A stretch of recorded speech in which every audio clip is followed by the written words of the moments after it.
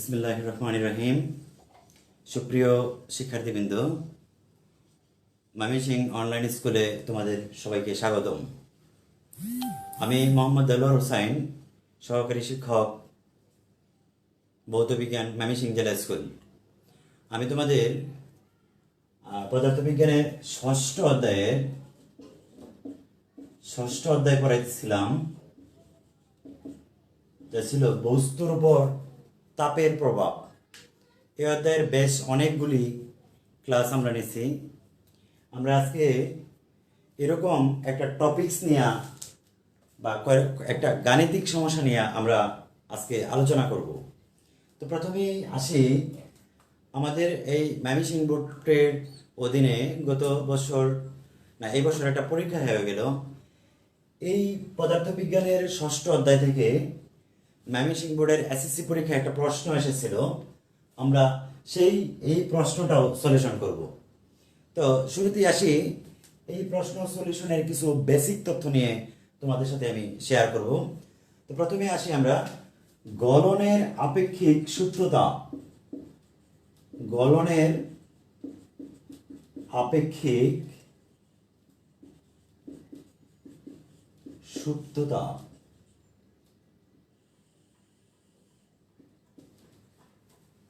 আমরা এই জিনিসটা আসলে কি, এইটা নিয়ে প্রথম আমরা দেখব। যে প্রথম আমরা আপেক্ষিক তাপ কাকে বলে। যেরকম কোনো বস্তুর একক ভরের তাপমাত্রা 1 কেলভিন বৃদ্ধি করতে যে পরিমাণ তাপের প্রয়োজন হয় সেটা আপেক্ষিক তাপ। এরকম একটা সংজ্ঞা আমরা গত ক্লাসে দেখেছি। এবার আমরা জানি যে গলনাঙ্ক কাকে বলে। কোনো বস্তু যে তাপমাত্রায় গলতে শুরু করে একটা নির্দিষ্ট তাপমাত্রা, সেটা হলো বস্তুর গলনাঙ্ক। এখন সুপ্ত তাপ মানে কি? সুপ্ত তাপ হলো একটা ঘুমন্ত তাপ, যে তাপের তাপ লাগবে কিন্তু তাপমাত্রার কোনো পরিবর্তন হবে না। আমরা যদি তাহলে সংখ্যাটা এরকম লিখতে পারি, তাপমাত্রা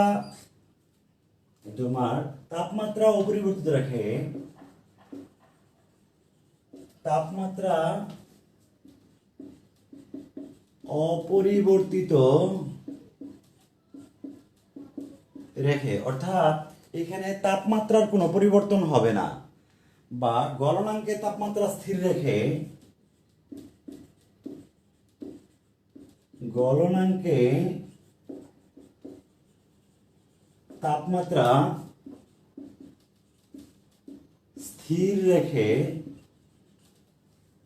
তাপমাত্রা অপরিবর্তিত রেখে আর গলনাঙ্কে তাপমাত্রা স্থির রেখে একই জিনিস স্থির রেখে একক ভরের কোনো বস্তুকে তরলে রূপান্তরিত করতে,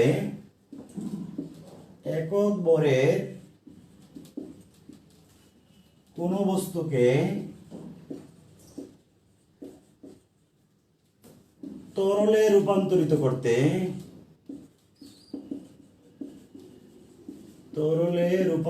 করতে যে পরিমাণ তাপের প্রয়োজন হয়,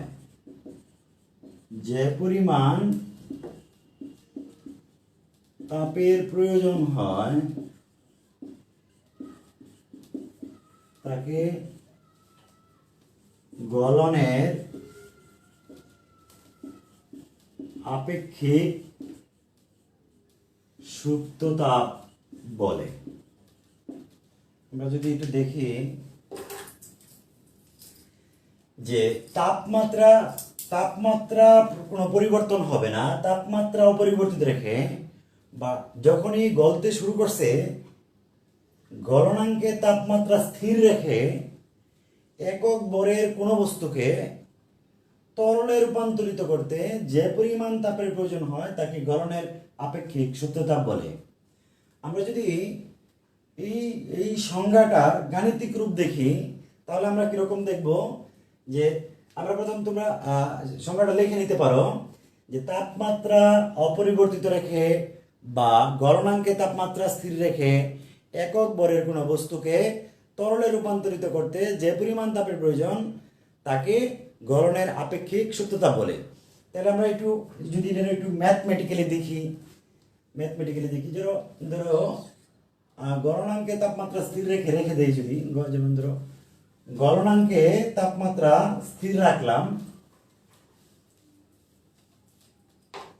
গলনাঙ্কে তাপমাত্রা স্থির রেখে যদি আমি এই ঘটনাটা ঘটাই যে এম কেজি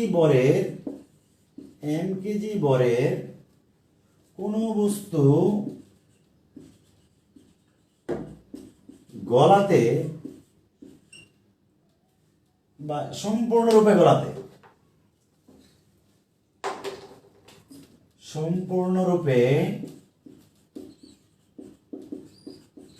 গলাতে বা সম্পূর্ণরূপে তরলে পরিণত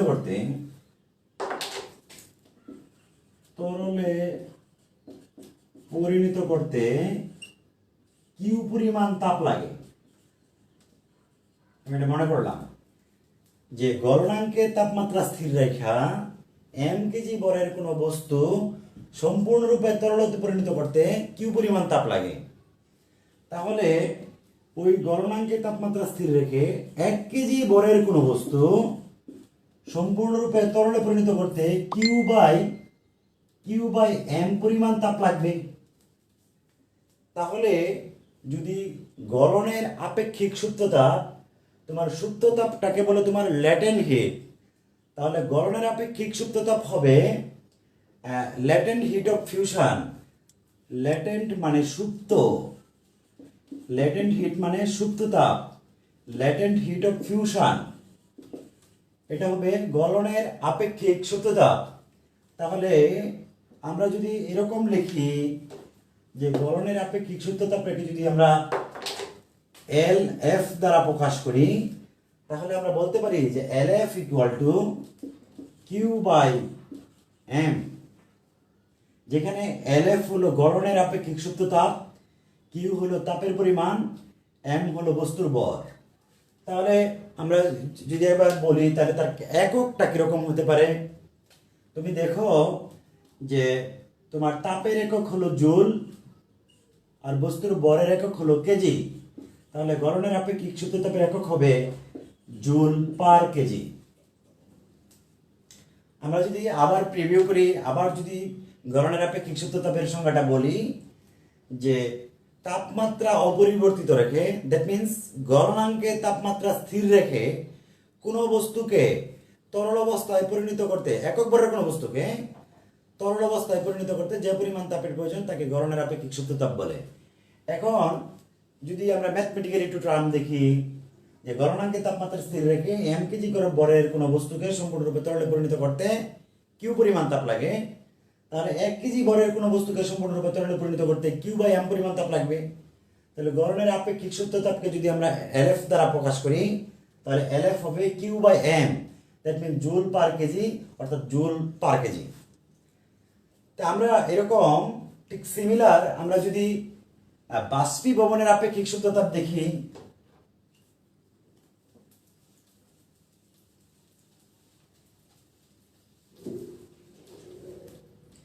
আমরা দেখব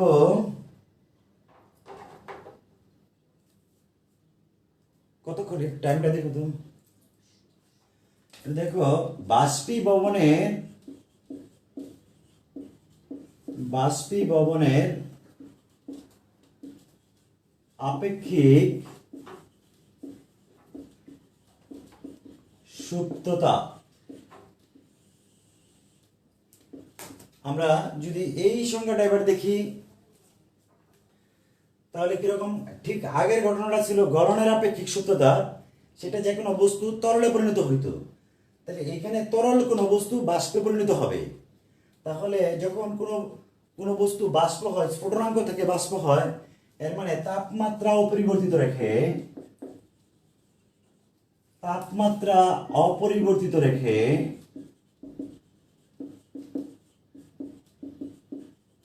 অর্থাৎ যখন মনে করো যদি এরকম হয় যে পানি 100 ডিগ্রি সেন্টিগ্রেড তাপমাত্রায় ফুটতেছে, তাহলে এই 100 ডিগ্রি সেন্টিগ্রেড তাপমাত্রায় থার্মোমিটারে দেখাবে, কিন্তু পানি আস্তে আস্তে তরল থেকে বাষ্প হওয়া শুরু করবে। অর্থাৎ তাপমাত্রা অপরিবর্তিত রেখে বা স্ফুটনাঙ্কে তাপমাত্রা স্থির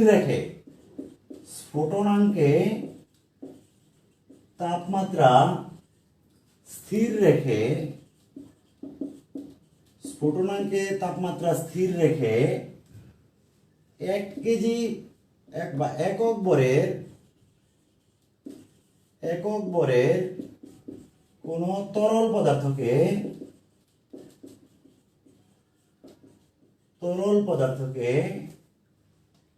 বায়বীয় পদার্থে পরিণত করতে যে পরিমাণ তাপ লাগে তাকে বাষ্পীভবনের আপেক্ষিক সুপ্ত তাপ বলে। আমরা কি বলতেছিলাম যে তাপমাত্রা অপরিবর্তিত থাকবে, অপরিবর্তিত রেখে বা স্ফুটনাঙ্কে তাপমাত্রা স্থির রেখে একক ভরের কোনো তরল পদার্থকে, সেটা পানি হতে পারে বা অন্য যে কোনো পদার্থ হতে পারে, কোনো তরল পদার্থকে বায়বীয় পদার্থে পরিণত করতে যে পরিমাণ তাপের প্রয়োজন হয় তাকে বাষ্পীভবনের আপেক্ষিক সুপ্ততা বলে। এখন আমরা যদি এটা ওইরকম তার সংজ্ঞায়িত করি, বাষ্পীভবন মানে ভ্যাপারাইজেশন, সুপ্ততাপ মানে ল্যাটেন্ট হিট, তাহলে দেখো যে যেমন ধরো তাপমাত্রা স্থির রেখে বা অপরিবর্তিত রেখে এম কেজি বরের কোনো তরলকে বাষ্প করতে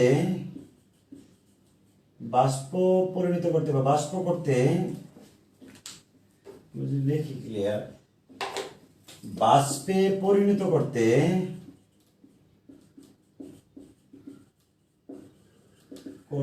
তাপ লাগে কিউ পরিমাণ। তাহলে 1 কেজি, এই লাইনটা দুজনের জন্যই, 1 কেজি ভরের কোনো তরলকে বাষ্পে পরিণত করতে তাপ লাগবে Q/m। তাহলে আমাদের সংজ্ঞাটা এরকমই ছিল যে তাপমাত্রা অপরিবর্তিত রেখে বা স্ফুটনাঙ্কে তাপমাত্রা স্থির রেখে একক ভরের 1 কেজির কোনো তরল পদার্থকে বায়বীয় পদার্থে মানে বাষ্পে পরিণত করতে যে পরিমাণ তাপ লাগে, মানে Q/m পরিমাণ তাপ লাগে, তাকে বাষ্পীভবনের আপেক্ষিক সুপ্ততাপ বলে। তাহলে বাষ্পীভবনের আপেক্ষিক সুপ্ততাপকে যদি আমি LB দ্বারা প্রকাশ করি, LB হবে Q/m। তাহলে আমরা বলতে পারবো বাষ্পীভবনের আপেক্ষিক সুপ্ততাপ হলো LB = Q/m। তাহলে আমরা কিরকম দেখলাম বাষ্পীভবনের আপেক্ষিক সুপ্ততাপটা কিরকম দেখলাম, আমরা বলতে পারি যে তাপমাত্রা স্থির রাখা বা তাপমাত্রা অপরিবর্তিত রেখে অথবা গলনাঙ্কে তাপমাত্রা স্থির রেখে একক ভরের কোনো তরল পদার্থকে বায়বীয় পদার্থে পরিণত করতে যে পরিমাণ তাপের প্রয়োজন তাকে আমরা বলতে পারি বাষ্পীভবনের আপেক্ষিক সুপ্ততাপ। বাষ্পীভবন যেহেতু ভ্যাপারাইজেশন, সুপ্ততাপ যেহেতু ল্যাটেন্ট হিট, আমরা বাষ্পীভবনের আপেক্ষিক সুপ্ততাপকে LB দ্বারা প্রকাশ করতে পারি। সুতরাং LB = Q/m। তাহলে বাষ্পীভবনের আপেক্ষিক সুপ্ততাপের একক কি হবে? জুল/কেজি। ঠিক যেরকম গলনের আপেক্ষিক সুপ্ততাপ ছিল। আচ্ছা, তো আমরা যদি এরকম প্রশ্ন হয় যে পানির বাষ্পীভবনের আপেক্ষিক সুপ্ততাপ, এরকম যদি প্রশ্ন হয়, পানির বাষ্পীভবনের আপেক্ষিক সুপ্ততাপ 2268000 এত জুল/কেজি বলতে কি বোঝো? তাহলে এই প্রশ্নের উত্তর কিরকম হবে? এই সংজ্ঞা থেকে তার উত্তর দেওয়া যাবে। যেমন ধরো আমরা বলবো যে তাপমাত্রা অপরিবর্তিত রেখে অথবা গলনাঙ্কে তাপমাত্রা স্থির রেখে 1 কেজি পানিকে, একক ভরের কোনো তরল পদার্থ যেহেতু পানির যেহেতু 1 কেজি পানিকে সম্পূর্ণরূপে বাষ্পে পরিণত করতে 2268000 জুল পরিমাণ তাপের প্রয়োজন হবে। আবার বলি, তাপমাত্রা অপরিবর্তিত রেখে অথবা গলনাঙ্কের তাপমাত্রা স্থির রেখে 1 কেজি পানিকে সম্পূর্ণরূপে বাষ্পে পরিণত করতে 2268000 জুল পরিমাণ তাপের প্রয়োজন হবে। এবার আমরা যে প্রশ্নটা দেখতেছিলাম এই প্রশ্নটার একটা উত্তর করব। এবার এটা আমরা যেহেতু ময়মনসিংহ অনলাইন স্কুলের ক্লাস পরিচালনা করতেছি এবং ময়মনসিংহ অনলাইন স্কুল অনেক দূরদর্শী পদক্ষেপ নিয়ে এগিয়ে যাচ্ছে এবং ময়মনসিংহ বোর্ডের এটা যেহেতু প্রথম এসএসসি পরীক্ষার প্রশ্ন, আমরা এবার এই প্রশ্নটার দিকে একটু তাকাবো। যেমন দেখো যে এটা একটা বিকার, এই বিকারটার নাম এ। এই বিকারে পানি আছে 250 গ্রাম পানি। এই পানির তাপমাত্রা হলো 10 ডিগ্রি সেন্টিগ্রেড তাপমাত্রা। ক্যালকুলেটর, পানির তাপমাত্রা হলো 10 ডিগ্রি সেন্টিগ্রেড তাপমাত্রা, আছে হলো 250 গ্রাম পানি। এটা হলো বি, হলো একটা বরফের টুকরা, সে আছে হলো -5 ডিগ্রি সেন্টিগ্রেড তাপমাত্রার 120 গ্রাম বরের বরফ এখানে আছে। আমরা বলতেছি বরফ টুকরার তাপমাত্রা যদি আমরা ফারেনহাইট স্কেলে কত, বরফ টুকরার তাপমাত্রা ফারেনহাইট স্কেলে কত বা ফারেনহাইটে কত, তুমি এখানে দেখো যে বরফের তাপমাত্রাটা এখানে ডিগ্রি সেন্টিগ্রেডে দেওয়া আছে। তাহলে আমরা এটাকে যদি ফারেনহাইটে নিতে পারি তাহলে আমাদের এই অঙ্কটার সলিউশন হবে। তাহলে আমরা লিখতে পারি, আমরা জানি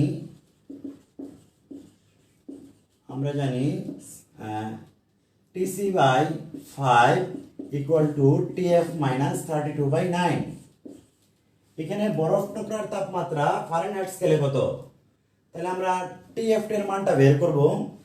তাহলে আমরা লিখি এবার 5 উপর হলো -5 = TF, যেহেতু বের করব -32/9। এবার যদি আমি নরমাল ক্যালকুলেশন করি, এটা নিচে হবে 1, উপরে হবে -1, যদি কাটাকাটি করি এমন মনে হতে পারে যে তাহলে আমি শুধু -1 লিখলাম না কেন, আমি একটা ক্রস মাল্টিপ্লিকেশন করবো, এই জন্য লিখি নাই TF - 32।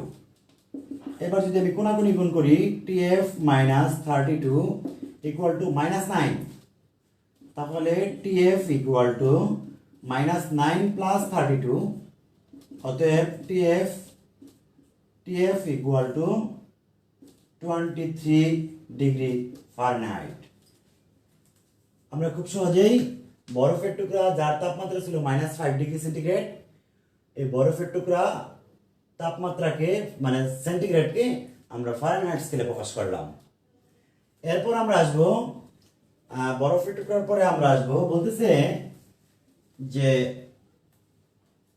বি বস্তুকে, উদ্দীপকের এই বি বস্তু মানে -5 ডিগ্রি সেন্টিগ্রেড তাপমাত্রার 120 গ্রাম ভরের বরফ, এই বি বস্তুকে এ পাত্রে, এই উদ্দীপকের বি বস্তুকে এই এ পাত্রে যেখানে 10 ডিগ্রি সেন্টিগ্রেড তাপমাত্রার 250 গ্রাম পানি আছে ছেড়ে দিলে মিশ্রণের শেষ অবস্থা কিরকম হবে।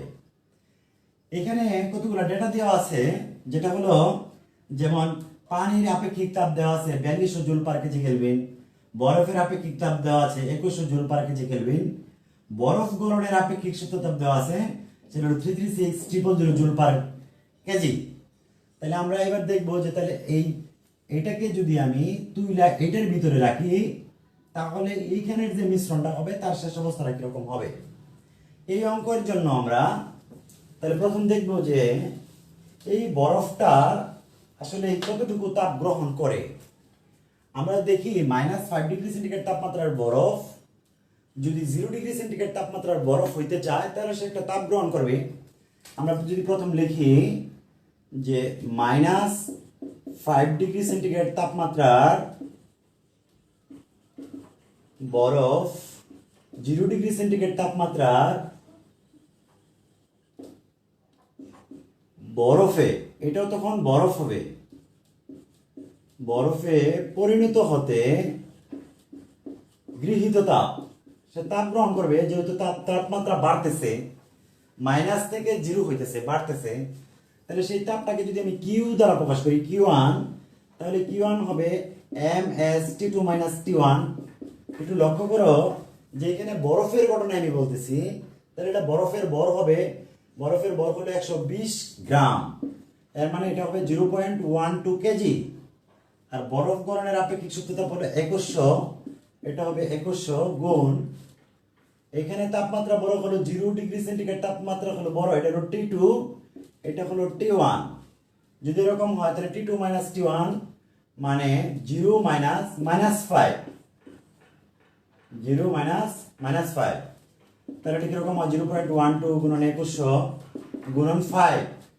আমরা যদি এটা গুণ করি তাহলে কি দেখবো আমরা, যেমন ধরো 0.12 গুণ 5 গুণ 2100, আমরা দেখবো এটা হলো 1200 জুল, 1260 জুল। এটা হলো -5°C তাপমাত্রার বরফ, যখন 0°C তাপমাত্রার বরফে পরিণত হচ্ছে তখন তার গৃহীত তাপ হলো Q1 = 1260 জুল। এবার আসি যে 0°C তাপমাত্রার বরফ হয়ে গেছে, এখন 0°C তাপমাত্রার বরফ 0°C তাপমাত্রার পানিতে পরিণত হবে। এবার 0°C তাপমাত্রার বরফ 0°C তাপমাত্রার পানিতে পরিণত হতে গৃহীত তাপ, এটা যদি Q2 হয়, Q2 = M2 না Q2 = MS T2 - T1। এরকম দেখো, এরকম হওয়ার কথা ছিল যে 0°C তাপমাত্রার বরফ 0°C তাপমাত্রার পানিতে পরিণত হইলে এরকম হওয়ার কথা, কিন্তু আসলে এখানে কিন্তু তাপমাত্রার পরিবর্তন হয় নাই, সুতরাং সূত্রটাও এরকম হবে না। যেহেতু তাপমাত্রার পরিবর্তন হয় নাই, শুধু বরফ গলছে, 0°C তাপমাত্রার বরফ মানে এই কঠিন অবস্থা থেকে তরল অবস্থা হয়েছে, 0°C তাপমাত্রা পানিতে পরিণত হয়েছে, তাহলে এখানে সে সুপ্ত তাপ গ্রহণ করবে। তাহলে সুপ্ত তাপের ক্ষেত্রে আমরা সূত্র দেখছিলাম কিরকম, LF = Q/M, সুতরাং Q = হবে mLF, তাহলে এখানে লিখবো আমরা mLF। যদি আমি এটার মান বসাই, এটা হলো 0.2 আর LF হলো 336,000 জুল পার কেজি। তাহলে এখানে কতটুকু তাপের প্রয়োজন হয় আমরা দেখি, 336,000 গুণ 0.12, 40320 জুল। যদি সম্পূর্ণ বরফ পানিতে পরিণত হয় তাহলে এইটুকু এবং এইটুকু তাপ প্রয়োজন হবে। আমরা যদি একটু দেখি, যদি আমরা এই পাশে বাম পাশে একটু লেখা রাখি যে এখানে Q1 হলো 1260 জুল, Q2 হলো 40320 জুল। আচ্ছা, এবার হলো আমি দেখি যে গরম পানি অ্যাকচুয়ালি সর্বোচ্চ কতটুকু তাপ ছাড়তে পারে। তাহলে 10°C তাপমাত্রার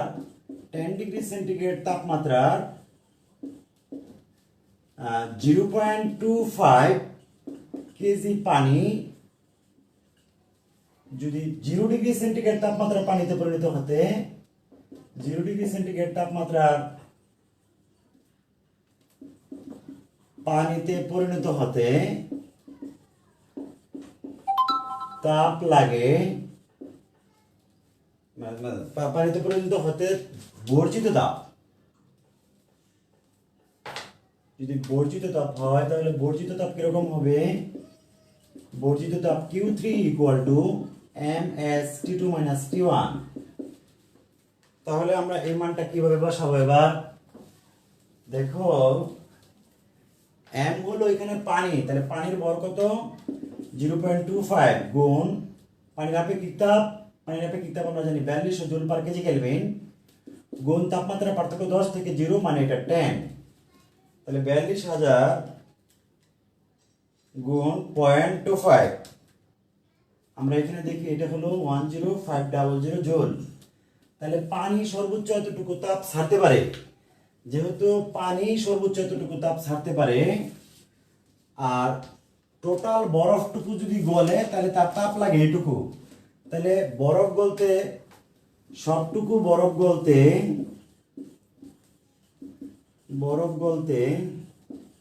মোট তাপ, এটা হলো যদি কিউ হয় তাহলে এটা হবে Q1 প্লাস Q2, Q1 এর ভ্যালু হলো 1260 প্লাস Q2 এর ভ্যালু হলো 40,320 জুল। এইটুকু হলো সম্পূর্ণ বরফ গলতে তাপ লাগে, তাহলে 1260 প্লাস 40320 লাগে হলো 41,580 জুল তাপ লাগে সম্পূর্ণ বরফ গলতে। আর এই পানিটুকু সর্বোচ্চ তাপ ছাড়তে পারে হলো 10,500। সুতরাং আমরা এরকম বলতে পারি যে Q3 is less than Q, অর্থাৎ যতটুকু আমরা বলতে পারি এরকম, এটা হলো বর্জিত তাপ is greater than গৃহীত তাপ, অর্থাৎ গৃহীত তাপ যত তার চেয়ে কম হলো বর্জিত তাপ। তাহলে আমরা খুব ইজিলি বলতে পারবো যে গৃহীত তাপ এবং গৃহীত তাপ যেহেতু বেশি, অর্থাৎ বেশি পরিমাণ তাপ লাগে, সুতরাং সম্পূর্ণ বরফ গলবে না। যদি সম্পূর্ণ বরফ না গলে তাহলে এই ক্ষেত্রে আমরা কি করতে পারি, মনে করি m কেজি বরফ গলবে, যদি এরকম লিখি তাহলে m কেজি বরফ যদি গলে তাহলে আমরা কিরকম লিখতে পারি, আমরা এরকম ছিল Q2 ইকুয়াল টু mLF, তাহলে mLF হলো 336,000 জুল, এটা হবে Q2। তাহলে আমরা যদি এইবার ক্যালোরিমিটারের মূলনীতি প্রয়োগ করি, আমরা এখানে কি পেয়েছিলাম, 10,500 ছিল Q3 ইকুয়াল টু 10,500 জুল। এবার দেখো, যদি আমরা এবার এটা যদি Q প্রাইম হয়, m কেজি Q2 তো আগেই ছিল, এটা যদি Q2 প্রাইম হয় তাহলে ক্যালোরিমিতির মূলনীতি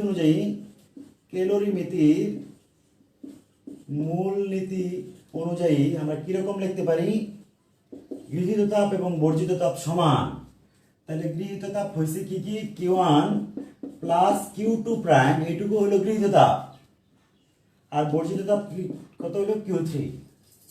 এবার এখানের Q1 এর ভ্যালু হলো 1260 প্লাস m গুণন 36,336,000 ইকুয়াল টু 10,500।